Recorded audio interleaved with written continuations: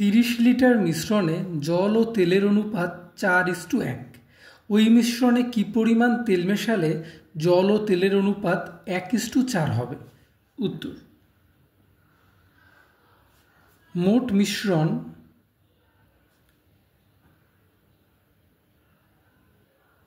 = 30 litre.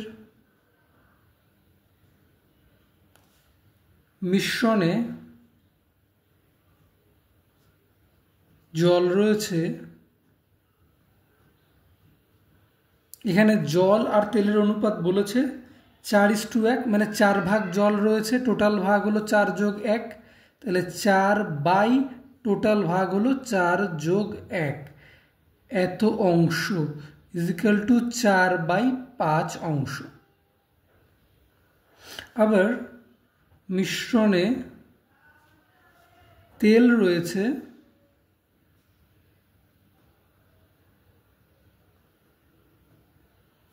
Total তেলের ভাগ হলো 1, আর তেল আর জল মিলিয়ে টোটাল ভাগ হলো 4 + 1, এত অংশ = 1/5 অংশ।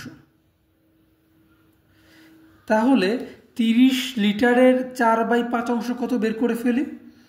তাহলে 30 লিটার মিশ্রণে জল = 30 ইন্টু জল কত হচ্ছে 4/5 অংশ, তাহলে 4/5, এত লিটার = 5 × 30, 4 × 24 লিটার।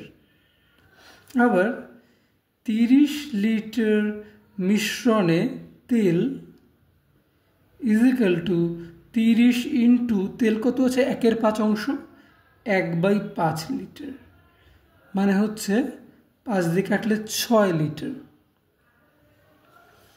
এইবারে প্রশ্নে বলেছে যে ওই মিশ্রণে কি পরিমাণে শুধুমাত্র তেল মেশাতে হবে যাতে করে জল আর তেলের নতুন অনুপাত হবে 1:4। তাহলে আমরা ধরে নিই যে x লিটার তেল মেশাতে হবে। যদি x লিটার তেল মেশানো হয় তাহলে নতুন মিশ্রণে জল জলের পরিমাণই 24, সেটাই কিন্তু রয়েছে অপরিবর্তিত, কারণ নতুন করে জল মেশানো হয়নি, তাহলে 24 লিটারই থাকবে। কিন্তু নতুন মিশ্রণে তেলের পরিমাণ কিন্তু পরিবর্তন হয়েছে, আগে ছিল 6 প্লাস আমরা ধরে নিয়েছি তেল আরও x লিটার মেশানো আছে, তাহলে 6 + x লিটার।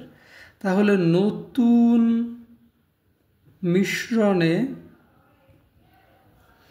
জল ও তেলের অনুপাত কত হবে? জল রয়েছে 24 বাই তেল রয়েছে 6 + x। এইবারে প্রশ্নে কিন্তু আমাদের বলে দিয়েছে যে নতুন মিশ্রণে তেল আর জলের অনুপাত হবে 1:4, মানে 1/4। তাহলে আমরা বলতেই পারি এই যে 24/6 + x = 1/4। তাহলে প্রশ্নানুসারে 24/6 + x = প্রশ্নে বলেছে নতুন মিশ্রণে তাদের অনুপাত 1/4। তাহলে 6 + x = 4 × 4 = 16, 6 থেকে 4 96, তাহলে x = 96 - 6 = 90। তাহলে x আমরা কি ধরেছিলাম? x ধরেছিলাম যে কতটা তেল মেশাতে হবে, এটাই আমাকে জানতে চেয়েছে। তাহলে সুতরাং 90 লিটার তেল মেশাতে হবে, অ্যান্সার।